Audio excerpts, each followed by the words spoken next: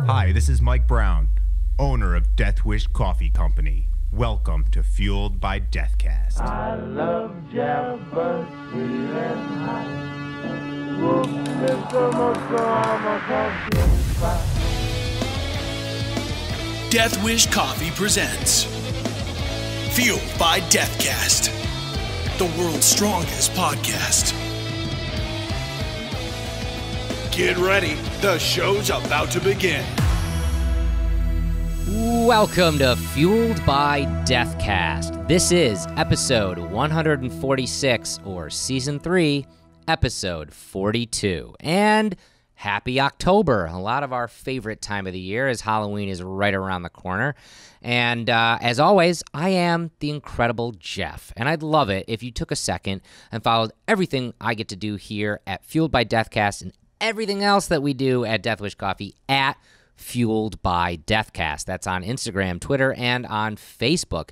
And if you're listening to this podcast, either on Apple Podcasts or Spotify, Stitcher, Google Music, or in full video and video clips over on the Death Wish Coffee Company YouTube page, take a second and hit that subscribe button. It's the best way to get brand new episodes every single week and be notified when we go live and everything else.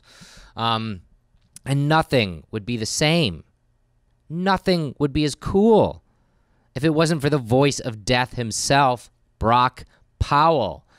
Brock Powell is the voice actor that does all the voices on this show, except for my own, and 1,000 voices out there in the world. If you want to follow his journey in the industry that is voice acting, you can follow him across all social media at BrockVox or at BrockVox.com. Secret code unlocked. Discount of death. You heard Brock right there. For being a fan of Fueled by Deathcast, you get a secret discount code. All one word, discount of Jeff, will save you 12% off your purchase at deathwishcoffee.com.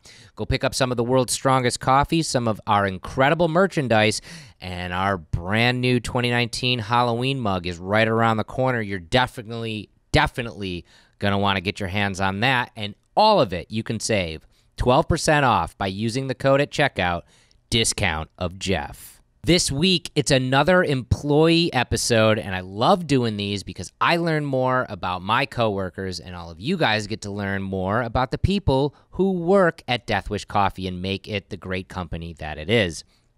This week, you're going to meet Dave Ratzer. Dave joined our sales team, our wholesale team, which is a team of 2 people, almost a year ago. And Dave has seen the growth of that team and this company exponentially hit marks that we never even dreamed. When Dave was hired, Death Wish Coffee was maybe on the shelf in about 400 to 500 stores across the country, many of them right in our backyard here in New York. Now, thanks to Dave's tireless work here at the company, along with Eric Donovan, they have ballooned that to almost 10,000 stores and counting. And it's incredible to see that growth, and it's incredible to see what he brings to the team. And not only that, Dave has a great story because before working for Death Wish, he used to work in sales at Live Nation and also is a musician himself. And we have a lot of fun on this episode. So mugs up this week for this week's death guest, Dave Ratzer. The Fueled by Death guest. Hi, Dave. Oh, Jeff. Hi. So I kind of want to start this off by putting you on the spot and asking you if you really do like Eric Donovan or not. The public answer is absolutely yes. Okay. He's great. And I'm going to shut the camera off, and I'm going to shut this off. I got to get out. You got to get out. I got to get out. You share an office with him.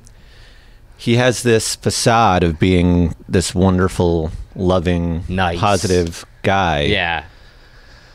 But when you share an office with him, these little psychological torture devices come out,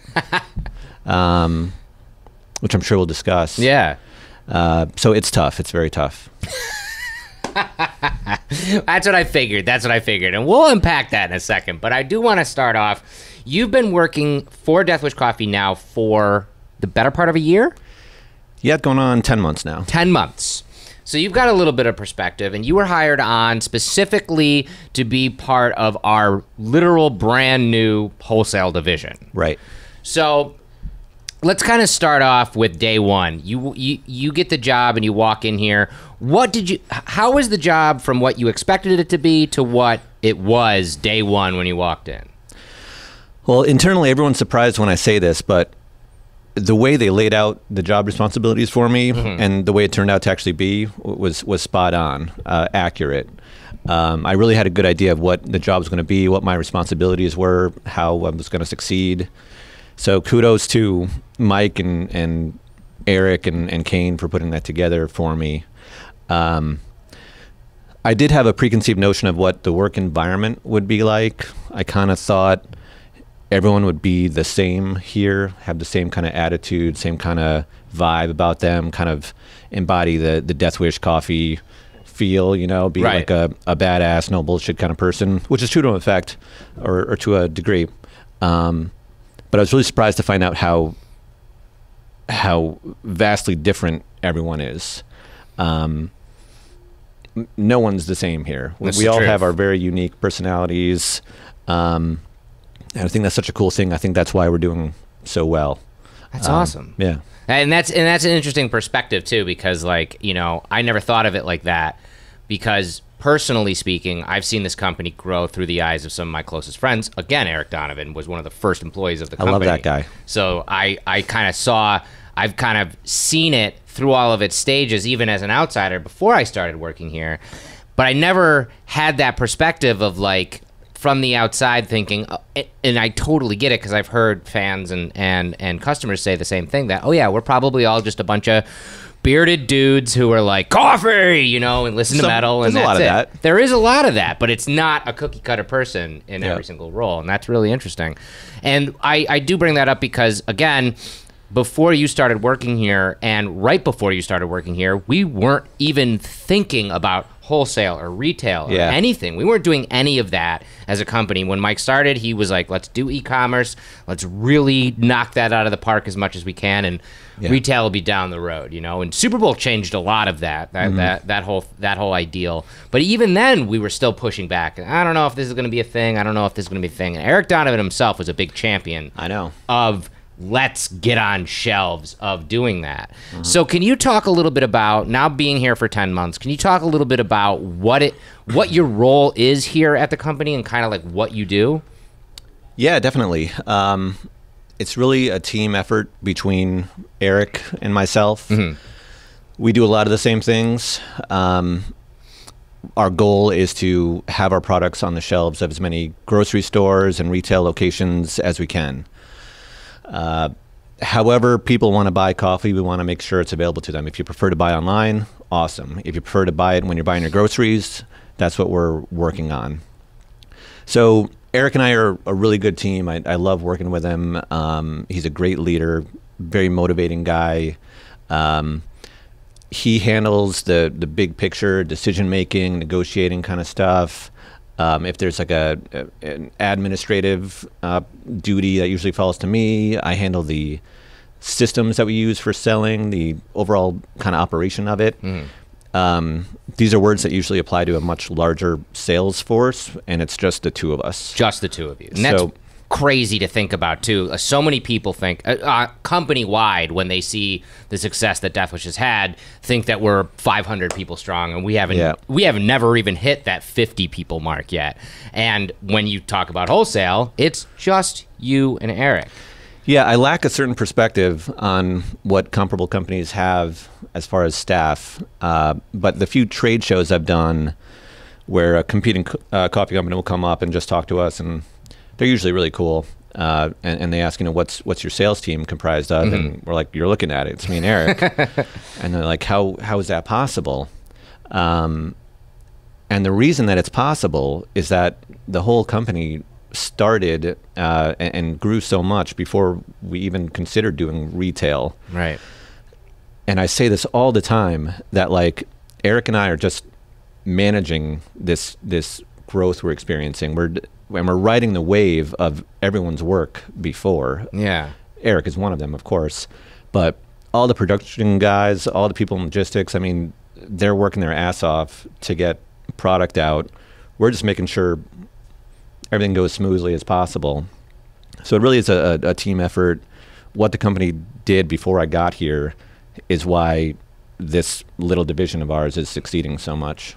When you started in the wholesale division, when we create this wholesale division, we put Eric in charge of it, and we hire you on, and now we got two killers in this division. At that moment, we probably were in locally a handful of stores, a couple small wholesale things that we've set up with various people that had contacted us in the past, and so maybe beginning of 2018, we were in 500 stores. I was going to say 400 or 500 stores, and now that number is approaching 10,000. Yeah, buddy. Is that, again, you said you don't have the perspective to do that, but you've been there throughout that entire growth. Is it scary at all to you? in it, I mean?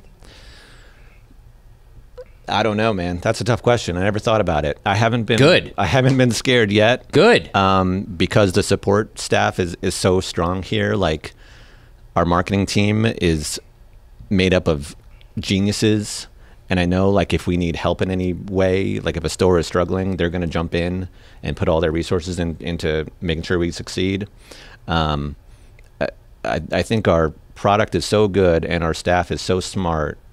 There's nothing to worry about. There really isn't. That's awesome. And you're dealing with so many different types of stuff now, because not only are we ballooning into retail, we have a bunch of new products that are also ballooning into retail. Before, it was always just K-Cups and ground and whole bean, but now we've got the cold brew to deal with. As we're recording this, our instant coffee is poised to be, put out into the market as well.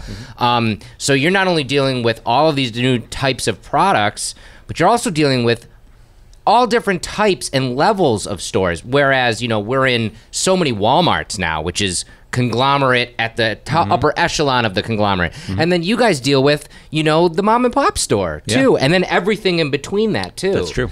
Is it hard to navigate that space? Because I'm sure you probably don't deal with everybody the same. You're not dealing with Walmart corporate the same way you're dealing with mom and pop, grocery store or whatever. Like, is it hard to kind of figure out how to fit into each area? Not really. It kind of is the same, whether you're talking to someone who owns their own store or someone who's responsible for 1,000 stores. Their ass is on the line either way. If your product fails, then they lose out. They could have sold something else and gotten more money for it. So it's all the same thing. You want to have a quality product. You want to have a strong marketing foundation so that people are interested in it and people are going to the stores. So yeah, it really kind of is the same. It just scales up when you're talking to the big stores like a Walmart. Wow. See, that was a question I've been really wanting to ask you, because I have no idea. There's a lot more paperwork the bigger the company gets. Of course. That's a lot of what I do. Yeah. With a mom and pop shop, they'll just be like, yeah, send me a case of coffee. And you're like, here you go. Easy. Yeah. With Walmart, there's all these levels of management and decision makers and processes. That's the only difference. Wow, that's incredible. So you've talked about how, like, this has a lot of the power of what you do. It relies on the back of the brand itself and the power of the brand and the power of what we have. And that kind of, I'm always curious about this is from everybody in this company, except for the handful that started with Mike. How, you're local, how did you hear about Death Wish? Did you obviously knew of the company before applying, correct? Oh yeah. Yeah, I was a big fan. So when did you become a fan? Do you remember, like, when you first maybe heard of the company? I remember the day, but I don't remember, like, the date. Do you ever have that? Like, yeah, you of just course. Of course. So I actually remember the day. I worked in Saratoga for 12 years. And after a few years of work, I wasn't a coffee drinker. And after a few years of working at a corporate job, I started drinking coffee, fell in love right away. I was always just like, give me your house blend. I don't give a shit about dark roast, light roast. I don't care. Just, was just like a caffeine Right. fix, you know? Yeah, just give me my caffeine and I'll be okay. Yeah, and I went to a competing store in Saratoga because it was closer to my office, to Coffee Traders, and I was always just, yeah, give me the house blend. I think one day they were out of it, and so I was like, all right, give me something else, and it was single origin coffee from like Brazil or something. And I tried it. I'm like, holy shit, this tastes really cool. Yeah. I didn't know you could do this with coffee. I thought it was just coffee. Right. And I had known about Death Wish, and I wanted to try it. And I remember that this one weekend day, it was a Saturday or Sunday, really nice out. My wife and I were walking around Saratoga on that side of Broadway. Yep. And Coffee Traders had a sign on the sidewalk for Death Wish coffee. I'm like, oh, today's the day. I want to try this stuff. I think it was pre-Super Bowl. It must have been. So I went in and got my first cup of Death Wish, and I remember being very aware of like everything that was going on as I was drinking this coffee. It really was an experience. So strong, you know, both in flavor and caffeine content. I knew right away it was something really different and special, and I was hooked from then. That's so cool. So when you saw that there was a position open at Death Wish, were you already transitioning from your previous job, or were you looking for a job, or was it like, oh, Death Wish is hiring, I got to apply? Yeah, more of the latter. I wasn't actively looking, but I always kind of had Death Wish in my mind. You probably know this. There's like this vibe around this area that Death Wish is succeeding and growing, and it seems like such a cool place to work. So I always kind of had my eye on it. And this is another case of remembering the day. I'll never forget the day. I don't remember the date, but I remember that day I was on LinkedIn and I saw the Death Wish logo and I saw the word sales, and I said, holy shit, maybe I can do that. I remember that thought, and I always will. Wow. And I, did the thing, like put my cover letter together and a resume together and sent it in. I should not have even been asked for an interview. Like, I had no experience in the grocery world, no experience with coffee, no experience with a consumer packaged good. But I was lucky enough to get called in for an interview with Kane and Eric. I was super nervous. I almost didn't get called for an interview because of my phone number. Really? So my phone number, the last 4 digits of my phone number is Dave. Oh, that's right. I remember hearing this story. Yeah. So my last 4 digits is 3283, Dave. So my number, it's like 555 Dave is my phone number. So I put that on my resume. Yeah. I was like, here's my name, my email, my address, phone number. 555 Dave. It's not 555. Right. Well, of course. So after I was hired, months later, Kane was like, you got a really douchey phone number. I'm like, what are you talking about? He's like, we almost didn't bring you in for an interview. I didn't want to interview you because of that phone number. I figured this guy must be the biggest douche in the world. But yeah, I guess I convinced him otherwise. That is so frickin' funny. Yeah. So let's talk about, before working at Death Wish, what you were doing, because I think it's really interesting. You worked for Live Nation for a while. Yeah, about 12 years. That's incredible. So what were you doing for Live Nation? Well, I went to school for music and business. I was lucky enough to get a really good education. But the area of study is pretty limited in upstate New York. Yeah. I didn't want to move to a big city. All my family's here, so I wanted to stay here. So the real music industry outlet here is a concert promoter, Live Nation. It was SFX at the time. Oh yeah, that's right. Which was then bought by Clear Channel Entertainment. Clear Channel, which then turned into Live Nation. It's the same company still. But I kind of wanted to get in there. I want to get my foot in the door. And they had an opening for a sales coordinator.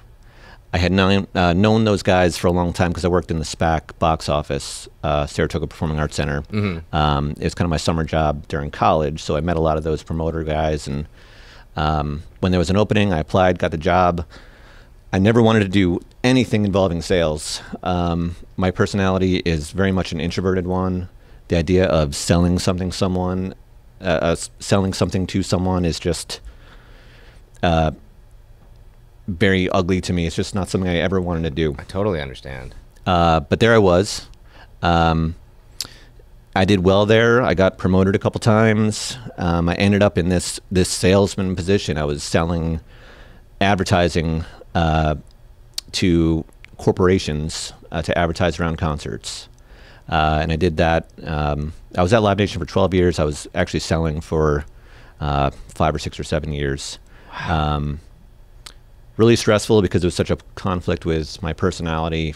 Not a natural salesperson. I just kind of took the opportunities that came to me, which I don't know if that was a good thing or a bad thing, but it is what it is. Do you think that kind of throwing yourself to the fire like that and like what you learned in those 12 years at Live Nation, do you draw on any of that in this position, or is it completely different? Yeah, for sure. And that's why Kate and Eric even interviewed me, because I had this extensive sales background.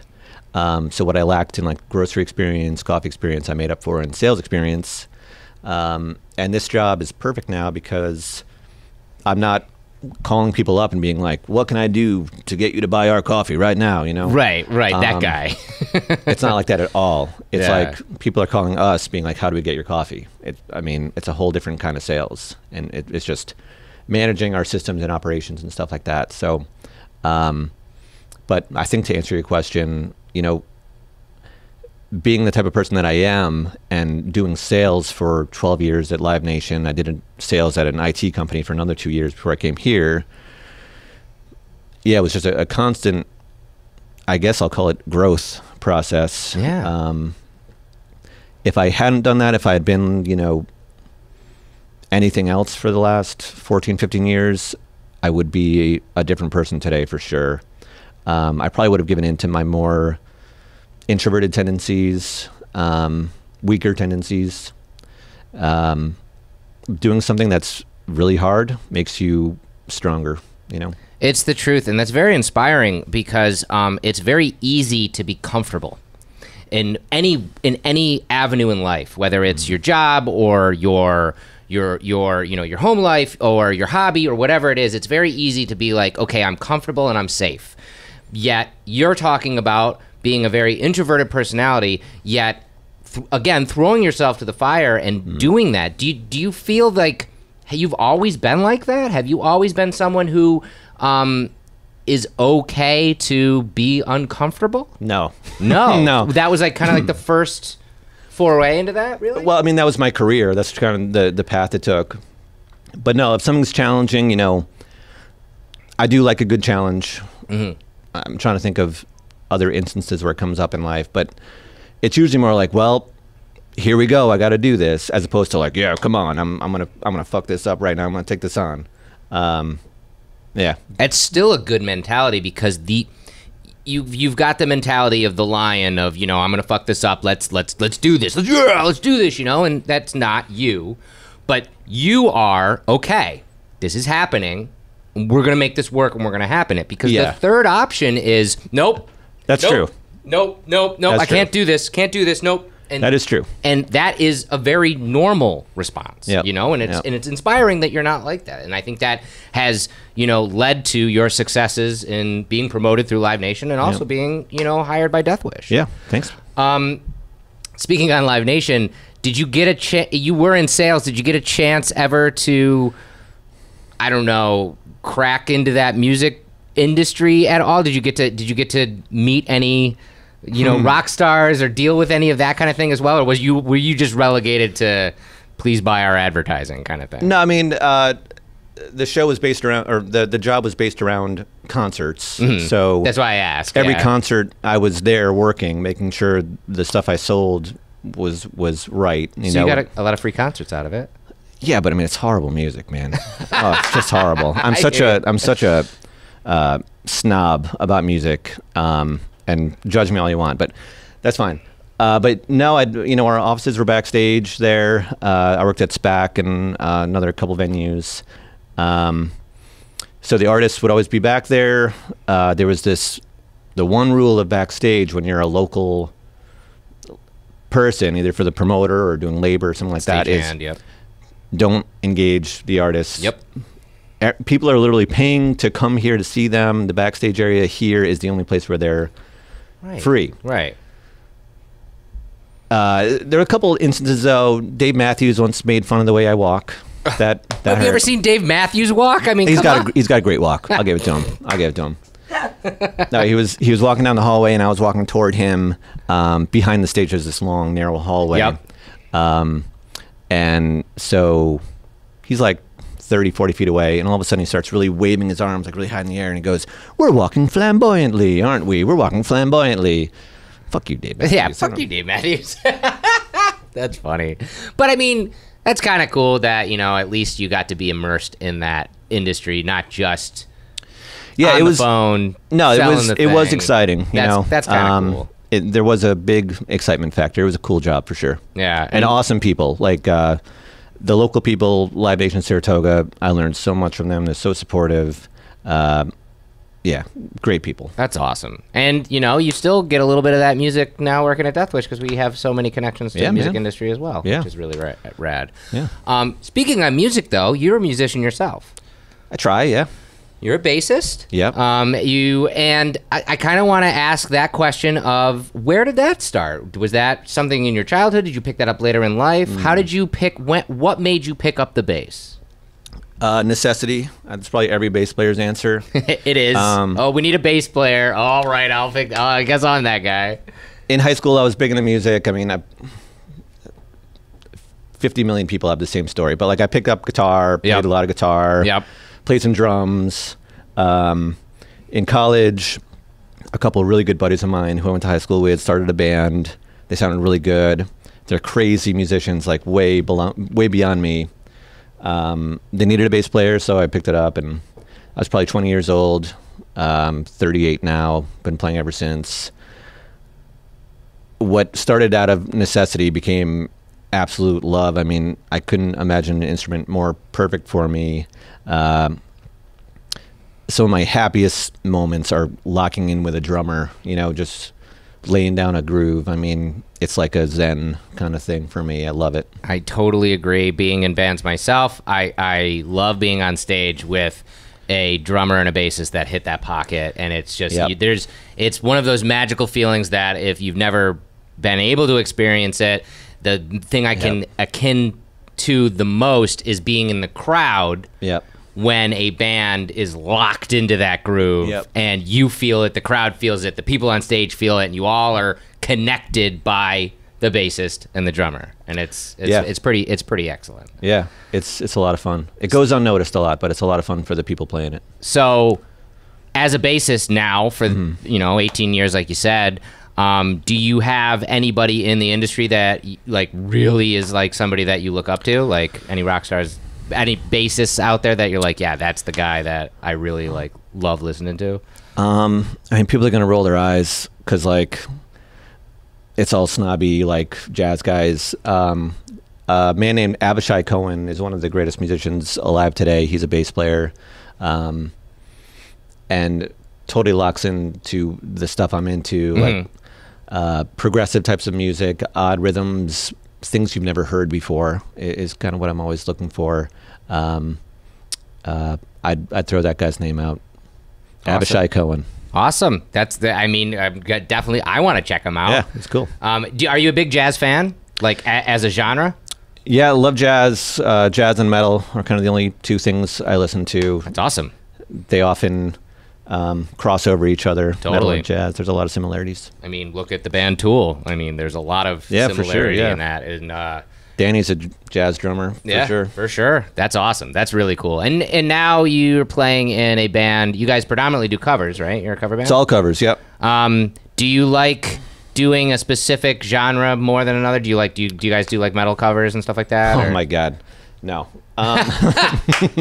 Like once a show, if there's like a lull of 10 seconds, I'll throw out the 46 and 2 lick, Nice. Yep. Dustin used to do that all the time. And but no, it's so boring, man. It's boring music. It's all these like, it's what people want to hear when they're drinking at a bar and want to dance. Bar band. Yeah. You could name 90% of our set list, I'm sure. But there are some cool songs we do. My favorite probably being Kiss by Prince. Ah, good song. We do this super funky, good bass song too. I have this awesome line that I put on it, and like I could do that all night long. Awesome. But yeah, there's a lot of boring stuff, but It's cool, man. It's still got to be fun. gig. Even the boring stuff's got to be fun to play to a bar of people. Because I've been in, I've never been in a cover band, but I love going to a bar where a good cover band is playing. Because if you know that song, it's like, man, I'm having a great time now, Yeah. That makes you have a great time. Yeah. 90% of the shows we do, the crowd's really into it. Or I should say there is a crowd. Right. Sometimes it's just a dead night. It happens. And yeah, I always kind of look around, and you can find that one person if it's a slow night, grooving along to you, and you kind of go off of that. But yeah, if it's a big crowd dancing, it's easy. It's like, I could do this all night. It's fun. That's so awesome. So all of that kind of brings me to the question I get to on this show with everybody, through what you love in your hobby, music, and through, your journey through your career, going to school for music business, working for Live Nation, which went into sales, which then led you to work at this job, which never thought you'd even get a phone call for. No, totally lucked out. Right. And now being part of our sales team that has ballooned, as we said, from 500 stores to almost 10,000. Yep. You still are this person, ever since I've met you, who are you.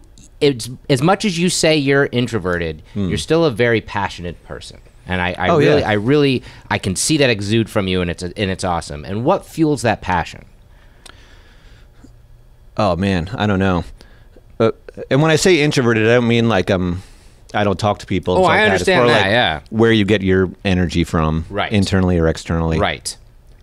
But my family, my wife Molly, my daughter Anna, they're what it's all about. Awesome. Having a kid added a dimension to my life that I never thought existed. It was like going from black and white life to color life.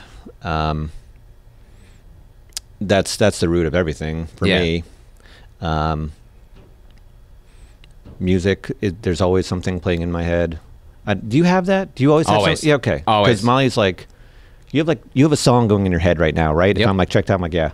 Yep. It's the plight of a musician. It's always there. Yeah. And also, like, we share this science, specifically space. I draw a certain spirituality from it. Whenever shit starts feeling like it's out of control or I lose focus, like reading about the cosmos brings it all back into perspective. It really does. That's why I've been a nerd about it forever too. Yeah. And we connected on that almost instantaneously when you started here. Yeah. And that's really awesome. And I mean, that again, it speaks to your passion. And that's what we're all about here at Death Wish is, fueling your passion, being passionate about it, and creating a passionate environment with other people. And I kind of wanted to talk about that a little bit. You mentioned it earlier that not only your job is, dealing with wholesale, sales, all of that here, making sure that we're going to get on as many shelves with our many products as possible and all that stuff. But you and Eric have been doing a lot of trade shows lately. Yeah. And I kind of want to get that perspective. What is that like doing something like that? Because I've done events for this company and they're eye-opening. But I want to hear your perspective. What is it like being at like a trade show, but as Death Wish Coffee? What is the response that you get from either the booths next to you or the just, random people that come up to you? Yeah, it's been very interesting. It's not what I expected. What did you expect? I guess I didn't expect anything. Okay. No, I didn't have fair. any expectations. That's fair. But you go there and you see these huge trade shows with thousands and thousands of vendors. Right. It's crazy that anyone gets anything done at these things. But you see these people like selling, breath mints and potato chips and, cat litter. Right. Anything you find in a grocery store. And then we have this like super exciting product in Death Wish Coffee, and the response has been incredible. I mean, people come up to us.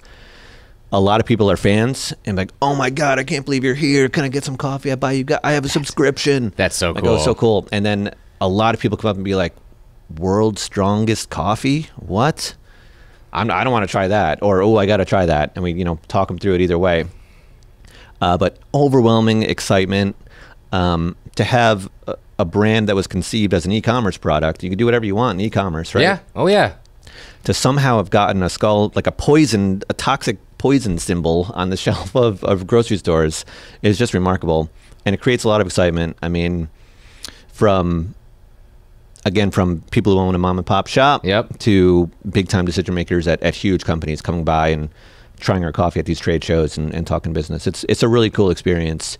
I hope more people in the company get to do it at that level. It's a lot of fun. I would love to go personally to something like that. I've done a lot of like our kind of auxiliary events like Comic-Cons and that kind of thing. Yeah. And we get a lot of that where someone will come up and say, the world's strongest coffee, and they'll either say, I'm scared, I don't want to try that, or bullshit. I love that one. Bullshit, you're the world's strongest coffee. I snort coffee beans every morning, you know, and it's like, okay, cool. Here, try some, you know. I love that moment. And it's really cool that, you know, like we create that organically, just with the logo, just with the branding, just with the marketing. And even though all of that creates this buzz about it, it's amazing when someone tries it for the first time and they go, damn, that actually is a really good cup. Oh, that's not bitter. Yeah. I love that. I love that. Yeah. Because you think it is going to be, strong cup of coffee is always burnt or bitter at any coffee shop you're going to go get it at. Yeah. You know?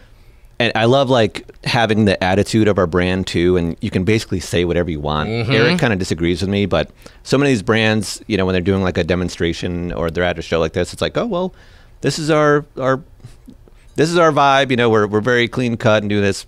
Someone comes up and like, you can say whatever you want to them. Like someone comes up carrying a Starbucks cup and they're like, oh, what are you guys all about? I'm like, I'll talk to you when you get rid of that fucking Starbucks cup, lady.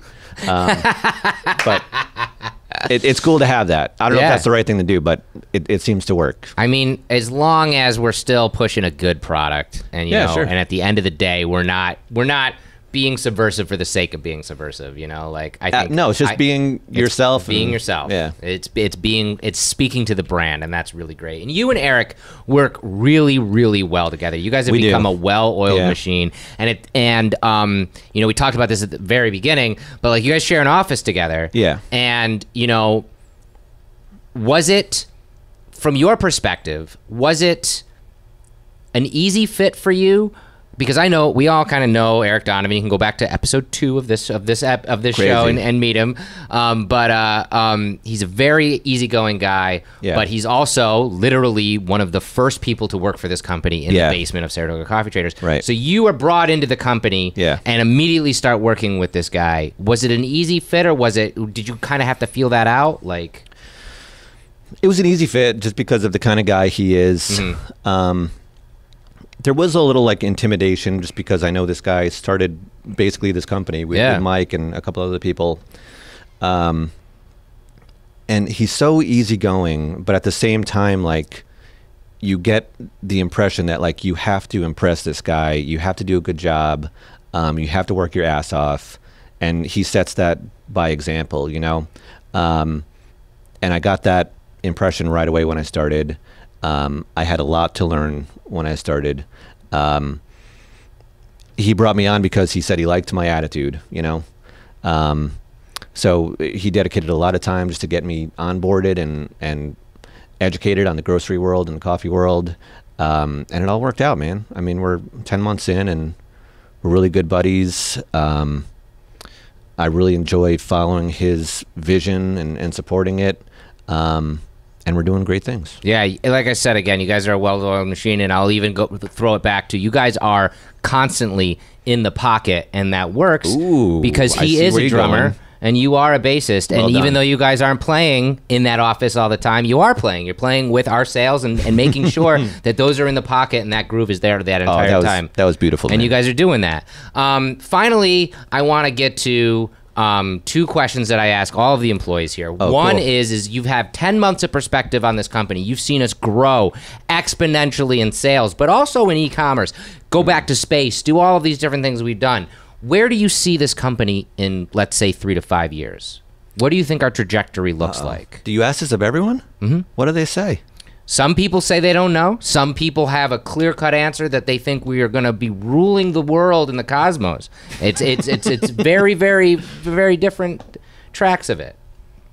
Oh, man. I'm just excited to follow Mike's vision, you know. I'm sure he knows where we're going to be in 3 to 5 years. From my perspective, from my role, I hope there's something like 34,000 grocery stores in the country. Wow. I'd love to be in all of them. We're almost in a third of that already. There's that many, probably more C-stores and gas stations. Hello, Mr. Cold Brew. We've got a big job ahead of us getting that rolled out. Yep. So, I mean, if we have comparable numbers in C-stores with our cold brew in a few years, that'd be a huge success. International sales. I know that's not really an exciting answer, but that's a realistic thing. That'd be an awesome way to grow this company. Those are the next steps. I think that is exciting because, you know, even myself, who started here just 2.5 years ago, the idea of being in 1,000 stores seemed unheard of at that time. And especially even the words international sales. Like, sure, we did that e-commerce. Sure, you can be on Amazon, UK or China and, you know, find us and buy the product. But I mean, like, the idea of having the product in those channels, and to the point of now where we're even looking at, you know, roasting and producing the product in other countries, that's incredible to me. Can we say that? Yeah, oh yeah. And cool. and because that's all the growth of this company and the amazing things that, you know, we are working towards every single day to, as I say all the time, caffeinate the frickin' world. Yeah, man. That's awesome. So finally, you have to answer honestly. Okay. Death Wish or Valhalla Java? Why? Which one do you prefer? I drink both all day long. Really? I mix them up. I'll do a 50-50 split. Ooh. I'll start my morning with Valhalla Java. I'll end it with Death Wish, or I'll switch that up. That's the first time I've ever gotten that answer for real. Okay. I've gotten that answer wishy-washy before. I can't pick. Nah. When I'm in need, in my moment of need, I go to Death Wish. Okay. For sure. But we're so lucky to have virtually unlimited access to coffee here. I just go for it all, man. Yeah. Yeah, it's really awesome. And I'm glad that you did bring up the 50-50 because I say that to a lot of people and they're like, yeah, you're just saying that. And it's like, no, Valhalla Java has its own profile, as does Death Wish Coffee. Yep. But when you really do split them... a third. Or a third, profile, yeah. When you really do split and you know, kind of mix and match and make your own blend, it's magical. And we have that ability because they're always brewed up all the time. We're lucky guys. We are lucky guys, for sure. Finally, for anybody out there, and I don't know if you social media at all, is there a way that anybody can follow you if you do social media? If you don't, that's totally cool too? No. Okay, that's fine. The best way to follow you then is to follow us at Death Wish Coffee. Oh, yeah, man. At deathwishcoffee.com and at Death Wish Coffee across all social media platforms, because not only are the things that you're doing in our sales channels, you know, blossoming, and people are going to know that you have a hand in that as well. You're in most of the events that we're doing and, you know, here at HQ all the time, so they'll be able to follow you. Can I point out a great tragedy? Sure. So you have these awesome, like, rolly chairs, but you have this, like, thick carpet. It's true. Completely negating the rolliness of the chairs. It's true. The reason why is these chairs were hand-me-downs from the last warehouse. I've never actually gotten real chairs for the podcast, Mike Brown, if you're listening.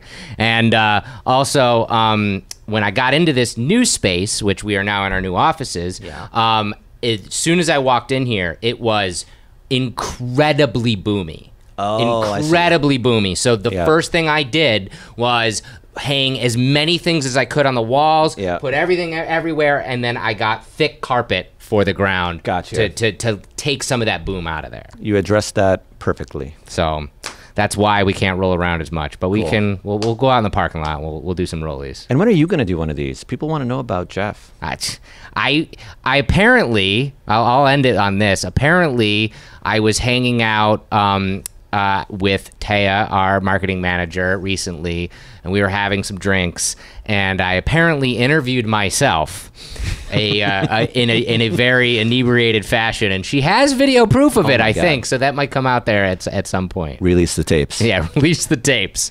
Awesome. Dave, I can't thank you enough for talking with me. This was really fun. This is great. Awesome. Thank you. Awesome. This has been Fueled by Deathcast, a Death Wish Coffee Company podcast production. Thanks for listening.